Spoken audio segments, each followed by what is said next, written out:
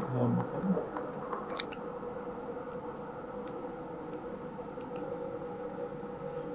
Serkan şey var mı?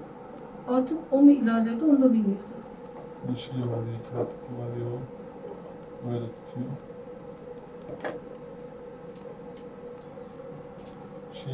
Serkan. Dörtte Tarık mı var? Evet. Hadi arasınız zahmet. İrem hocam. Kornea, şöyle söyleyeyim, insan gözünü bir kol saatine benzetirsek bu saatin camıdır. Yani gözün dış dünyaya açılan penceresidir. Kornea dokusu yani birçok göz hastalığının görüldüğü bir dokudur. Genellikle doğumsal hastalıkları sık görülebilir korneanın. Bir takım genetik hastalıkları, zamanla korneada oluşan dejenerasyonlar ve bizim de bu bölgemizde sık gördüğümüz keratokonus hastalığı korneanın önemli hastalıkları arasında bulunur. Bizim bölgemiz keratokonus hastalığı açısından sık görülen bir bölge. Bunun da sebebi bu bölgede alerjik ve vernal konjonktivit dediğimiz özellikle 14 ile 15 yaşlarda başlayan çocuklardaki göz kaşımasına bağlı şiddetli göz kaşımasına eşlik eden bir hastalık. Bu hastalıkta kornea dokusu öne doğru bombeleşme yapıyor ve bu yamuklaşıyor.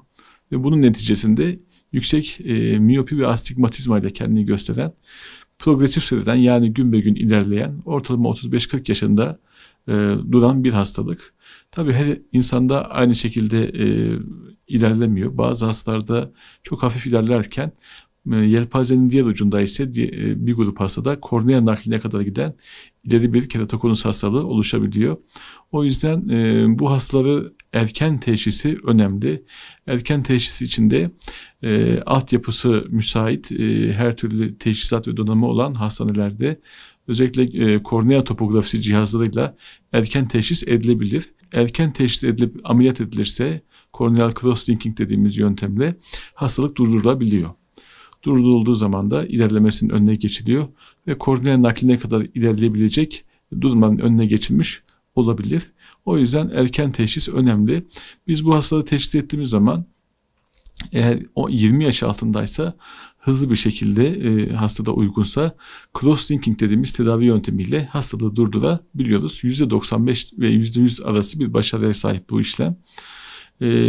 Daha ileri yaşlarda tespit ettiğimiz zaman genellikle hastayı takibe alıp ilerleme gösteriyorsa hastalığı bu durumda korneal cross-linking işlemini uyguluyoruz. Görmesi keratokonusa bağlı aşırı düşmüş hastalarda ise eski görme seviyelerini ulaştırmak için çeşitli tedavi yöntemlerimiz var. Hastalık durmuşsa eğer veya biz durdurma yöntemini uyguladıktan sonra ikinci kısımda görme artışı için uyguladığımız tedaviler. Bunlar arasında sert kontak lensler, göz içi halkalar ve göz içi lensler, fakik göz içi lens dediğimiz lensler kullanılabilir. Bunların hepsi bir tedavi yöntemidir ama tabii ki bu tedavi yöntemleri hastaya göre karar verilip uygulanması lazım. Hastanın durumuna göre çünkü her hastada farklı yöntem uygulanabilir. Hastanın beklentileri ve yaşam tarzıyla ilgili tedavi şeklimiz değişebilir. Şimdi kornea hastalıklarının gözdeki bulguları önemli görme kaybıyla başlar ve gün be gün görmede azalmayla kendini gösterir. Bunun dışında fotofobi dediğimiz ışığa bakınca rahatsız olma, gözde kızarıklık, ağrı, bulanık görme bunların hepsi kornea hastalıkların belirtileridir. Tabii bu hastalığın ne olduğuna öncelikle karar vermek lazım.